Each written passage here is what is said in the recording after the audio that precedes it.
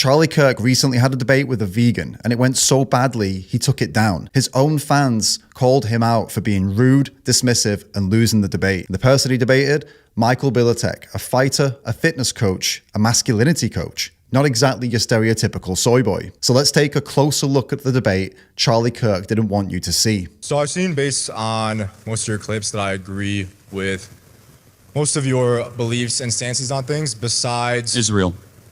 No, there's one. I guessed. There's one topic that I disagree with your logic on. And I've seen when you debate other people on this topic, oftentimes they get kind of shoot off the mic. So I ask that you please give me a fair chance to debate. I believe that the breeding, exploitation, and killing of animals for food when we do not have to is immoral. And obviously you... Did you lose a bet? No. So again, I'm serious. I would ask for a fair chance at a debate without shooing me off the mic or making jokes, please. What do you eat? What do I eat? Like for protein? Sure. I eat tofu, nutritional yeast, seitan. I easily get over 200 grams of protein per day. It's a lot of tofu to get 200 grams of protein, man. That's not my, I have like about a pound a day. That's not my main source. That gives me about 40 a day. But I get 200 grams a day for lifting. In terms of actual health for humans, we do not need that much. We barely even need 100 grams a day, which is easily obtained through plants. Okay, so what is your contention? That we should outlaw or make it harder to eat animal-based protein? No, I'm not as much concerned about the legality of it, more so the morality. Okay, so are human beings equal to cows? I would put human beings above cows. Okay, so what moral, I mean, we don't want to see animal cruelty, but what moral worth would you say a cow has? I would say that a cow has worth in the sense that we should not, like any sentient animal, cause them suffering or kill them if we do not have to. Right. So you don't eat fish either, I assume? I don't eat any animal products at all. No animal products. And no dairy? No. So full vegan? Yes. Wow. Okay. Do you know that there would actually be fewer cows if we didn't eat them? I'm aware, yes. So you would argue for less cows, not more cows, basically? I am against the breeding, exploitation, and slaughter of them for food. Charlie starts off by acting like fewer cows is a tragedy for vegans, as if vegans want more cows simply because we care about them. But that's a complete misunderstanding of why we care. If they're being bred into a system of confinement and slaughter and their whole life is predetermined suffering, why would we want that? Applying this logic in other cases leads to some pretty funny conclusions too. For example, Charlie is passionate about helping people, but I'm sure he wouldn't support breeding humans for organ harvesting just because it results in more humans. So why would we use that logic for cows? What obligations do we have to wild animals? I mean, the animals that we eat are not wild animals. They're domesticated. And we specifically breed, control, and kill them. We control their whole life, so they're not really wild. Should we stop other animals from being carnivores? No, because those animals need to eat, like a lion needs to eat an antelope to survive. So in a survival situation, I believe it is okay to eat animals, but in the modern day, we do not need to. Charlie brings up wild animal behavior, basically asking, well, lions eat meat, so why shouldn't we? And it's a fair question, but we have to ask, are wild animals making moral choices? Comparing ourselves to wild predators definitely sounds cool, but it doesn't really make sense. We don't base our decisions on what bears or wolves do. We base them on reason, empathy, and accountability, and thank God we do. Can you imagine if we were all out here basing our life decisions on what a lion, a bear, or a wolf does?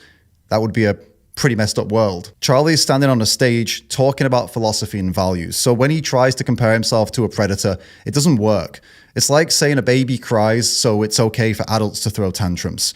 Although I'm sure many of you, like me, are partial to the odd tantrum once in a while. We hold ourselves to different standards because we can make ethical choices. And with that ability to make ethical choices comes the responsibility to make them. And I believe that we were designed by God not needing to eat meat. What scripture are you referencing? Genesis 1:29. Right, and it's, you mean the scripture says God gave dominion over the animals? No, the one of that the says, I've given you every seed-bearing plant, fruit, and tree on this earth, and for you, that shall be meat. Right, but again, just to continue a little further, to be clear, in the Noahic covenant, it does allow for animals. I'm aware. So after the flood... And just to be clear, doesn't the law give guidance on how to kill animals?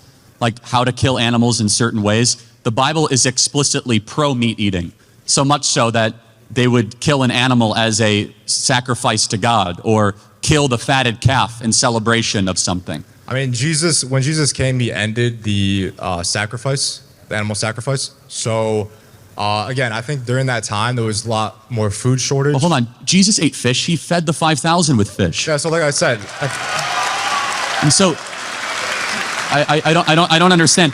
But Jesus didn't say, stop, don't eat the fish. They are sentient beings. He fed fish to people. Biblical interpretations vary massively, and some key words like fish, for example, have been mistranslated, misunderstood, and debated for centuries. I recommend watching the incredible film Christspiracy to learn more about that. Some people hear dominion and think it means domination. Others, many Christian theologians included, see it as stewardship, a responsibility to care for animals the way a good ruler cares for his people. So while Charlie may be leaning into a more literal interpretation, it's worth acknowledging that there's a deeper debate to be had here. So like I said, in a survival situation where there's 5,000 people... There was also bread. Yeah, but the bread has no protein. This is just a small correction, but bread does contain protein. And what Michael probably meant was that bread has less protein than fish, not that it has none. Still, worth correcting. So in a survival But he was, situation, hold on, Jesus is God. He could have been, here's a legume. Jesus is God. He could have said, here's an almond. He said, Jesus is God. He could have, here's a lentil. Yet Jesus said, here is fish. So who are you to question Jesus, who he fed the 5,000 with? He could have said, here's tofu. Again, The question isn't really what Jesus ate 2,000 years ago. The question is what we can choose to eat today. And when it comes to dominion, again, there's a huge distinction between using power and abusing it. Many Christians would argue that kindness, compassion, and avoiding harming animals is more aligned with Jesus' teachings than being violent to animals for our own enjoyment, like eating a steak or trophy hunting. So the disciples brought him fish and bread. That was what he multiplied. Yeah, the feeding of the 5,000, right? But I think in this modern day, we do not need to eat meat to be healthy, have good performance, and survive, and therefore causing immense suffering to these beings that do feel pain and suffering is wrong. So I know this might seem unrelated, but I would hope to say you're also pro-life, right? Yes. Okay, good. So you are consistent. When vegans are not pro-life, that is a... Yeah, I'm overall conservative. I agree with you on pretty much everything besides this one issue. But you would agree, though, animals are not humans. Yes. Okay.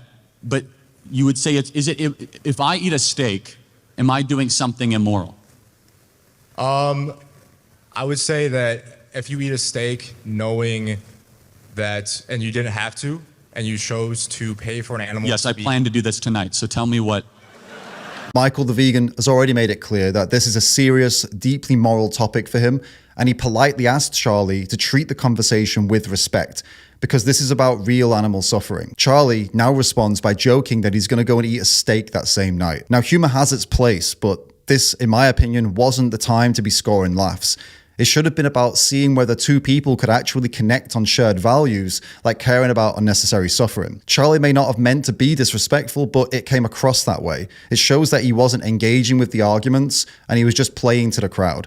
And behaving like this on a large platform when discussing animal cruelty and the choices we make, I think that's a missed opportunity for growth and understanding that could really change the world for animals. Tell me. So, like I said, I think the breeding, exploitation, and killing of animals for food is immoral. Yes. Immoral. Yes. But what moral? By what moral standard do you derive that from? Well, are you against animal cruelty? Of course I am. No one wants cruelty. In fact, the Bible is explicitly against animal cruelty, and so all of us should be. The animals actually made an appearance in the Ten Commandments. Animals got a Sabbath. They got a day off. It says, for 6 days you shall work and 1 day you shall rest, including your ox and your animal. So the Bible actually has done more for animal rights than any other ancient scripture that we can ever find. So I'm all there. No one wants animal cruelty. However, I just want to understand by what moral framework do you say it is immoral to eat the meat of something that is not human, especially if we get nutrients and we human beings are able to flourish? Well, I would say, why are you against animal cruelty?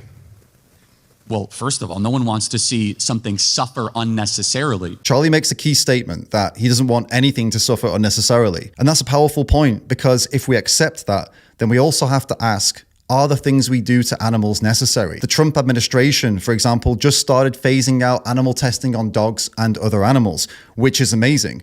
They decided that this animal suffering is unnecessary, something many researchers have known for a long time. But factory farming, where most animal products like meat, dairy, and eggs come from, actually where 99% of US animal products come from, is filled with practices that most people would find appalling, some as violent and even more violent than what we saw in those animal experiments that have just been phased out. Extreme confinement, painful invasive procedures and mutilations, killing at a young age, when there are other delicious, nutritious alternatives just down the aisle at the supermarket, but we choose that violence instead? What does that say about us and our values? If Charlie is against unnecessary suffering, and he can live and eat well without supporting that animal suffering, which he can, well, why wouldn't he? But if and when you are able to derive calories, nutrients, and I would also contest one of the other things, that I do believe we need animal-based protein. In fact, I think one of the main reasons, and maybe you're able to work it out, that young men are seeing such a dramatic drop in testosterone rates is the removal of animal-based proteins from diets, so young men especially, ages 10, 11, and 12, and replacement of a lot of these counterfeit soy-based, plant-based proteins. So studies have found that with equal calorie and protein intake, there is zero difference between in testosterone levels between animal-based diet and have you ever heard the term soy boy? Yes, of course. I am a soy boy. Yes. You are a soy boy. In terms of that's what people call vegans. So yes, I am. I didn't call you that. I was just said, have you ever heard of the term? Yes, okay. I've heard of the term. Yeah. Okay. The drop we're seeing in testosterone is a concern worth looking into, but Charlie's theory here isn't supported by the research. It's also not supported by the numbers. A tiny percentage of the population is currently vegan, and most young men in the US are still eating a lot of meat and other animal products.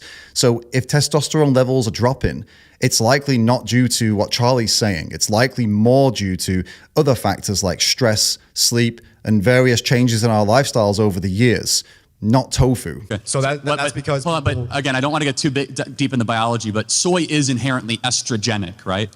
So soy has phytoestrogens. They're not actual estrogens. They work in the body similar to a SERM, which is a selective estrogen receptor modulator.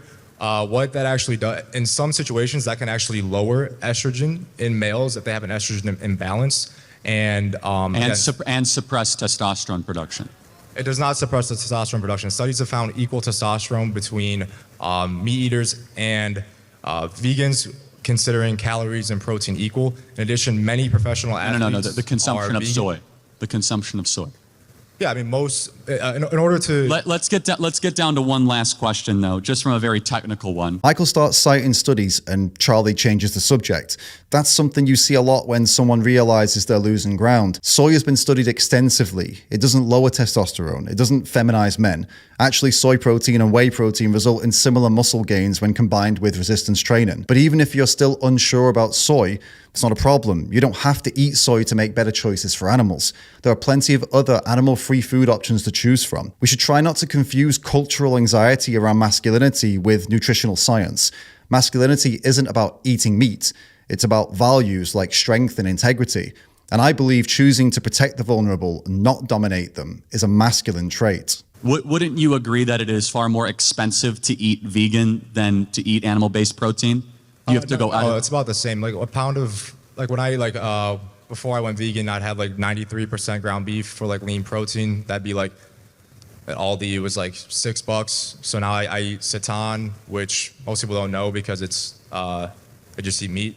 But it has, in 400 calories, it has 80 grams of protein and it's only $5. So I mean, it's not that expensive to eat vegan. So, but let me just ask you one last question on this, because how almost everything you consume has to be either manufactured or put together, where actually the way we're arguing to eat is far more of the earth and far more of whole foods. The vegans actually have to go out of their way to try and have different ingredients and compositions and oils that largely are far more human interference into the consumption of the food process, right? Which one is more of the earth, eating vegan or eating, let's just say, more paleo, not necessarily carnivore? So I'll answer that. Then I have one question to ask back to you. In terms of the food itself, I eat mostly pretty much just whole food vegan. Like sometimes I'll eat a vegan, like Impossible Burger. That's not necessarily healthy. No, time out, hold on. That is like the most manufactured. I know, like, that's not healthy. That's not even healthy. Now you're proving my point. Like, let's just be clear. An Impossible Burger has like 50 ingredients that you cannot pronounce, and it is made in like a lab. Literally, it's like lab-grown meat, and versus a cow. I understand. I'm not saying it's healthy, but no, but a cheeseburger is not the staple of a healthy diet either. Like with cows. If I had to choose like a double cheeseburger from Culver's or an Impossible Burger, it's a double cheeseburger every single day. That is better for you. Like, it's not even close. It's like not even close. A lot of people do value this idea of more natural ways of living. And even though it doesn't always make sense, for example, cancer is natural, I do get it. There are benefits to eating less processed, whole food and living more in touch with nature, like spending time in the countryside and hiking and things like that. But the idea that meat is more natural than animal-free alternatives only seems to make sense until you look a bit closer. Animals in the food system live in tightly packed barns covered in their own feces and urine, and are given a cocktail of all sorts of supplements and drugs like antibiotics to keep them alive long enough to make money for these industries. That's far from what any of us would consider natural. Meat isn't just meat. It's a product of an industrial system, one that is, ironically, more engineered than many animal-free foods. We could argue all day about which is more or less processed, but it's not really that important. What's important is that animal-free foods can be healthy, they can be natural, made from things like beans and lentils, and they don't involve breeding and mutilating innocent animals. And let me interrupt. You can eat mostly whole The fact that we have to make Frankenfood, like Frankenstein food, is one of the greatest arguments that we should continue to eat real meat. I eat only whole foods. Like no, I got it. But you're the one that brought up Impossible Burgers. I didn't. I know. Right? I'm saying that you're gonna keep going and saying that that's not like an example. A lot of people use that as an example to shame veganism. Well, that's not an example of a healthy I am curious. How did you get into this? Charlie talks about Frankenstein food, but the irony is the animals we eat today have themselves been bred into unnatural forms. They're basically Frankenstein animals. They've been bred into bloated, mutated versions of what they once were. Chickens that grow so fast their legs can't support them. Dairy cows so overworked that they collapse. These aren't wild animals. They're genetically shaped for output. So if synthetic ingredients are a concern of yours, it's worth looking at the full food system, including meat, dairy, and eggs. If your concern is eating naturally, there's nothing natural going on in animal farming. I first got into it by I saw how animals were treated in factory farms, which is what 99% of meat sold in America is factory farms. So a lot of people say, "Oh, grass-fed, pasture-raised." I mean, look, that is only a small percentage. I do want to thank you because we'll get to the next question. By the way, you guys, the line's over there. I see. What's going on? It is hard to take an unpopular position. And you've taken a very unpopular public position of which you should be commended. I don't want to put words in Charlie's mouth or try and read his mind here, but it's hard not to think he shut this debate down because he was outmatched and then took the video down once he saw his supporters turning against him in the comments. I think Charlie stepped into a topic he wasn't fully prepared for, and that's fine. It happens. It's okay to not have all the answers. But what's not okay is mocking, deflecting, and posturing when you're not actually prepared. Michael stayed calm, rational, and focused. Charlie cracked jokes and kept changing the subject and avoided direct challenges. And maybe that's why the video disappeared. Hopefully this can be a moment of reflection for Charlie and for anyone watching. You don't have to agree with everything, but if you're a reasonable person, then when someone asks you to think about your choices, about real animal suffering, maybe don't laugh it off, because caring about animals isn't weakness, it's responsibility. And choosing to live with a little more intention, making choices that make the world a better place for animals, I think that's something worth respecting.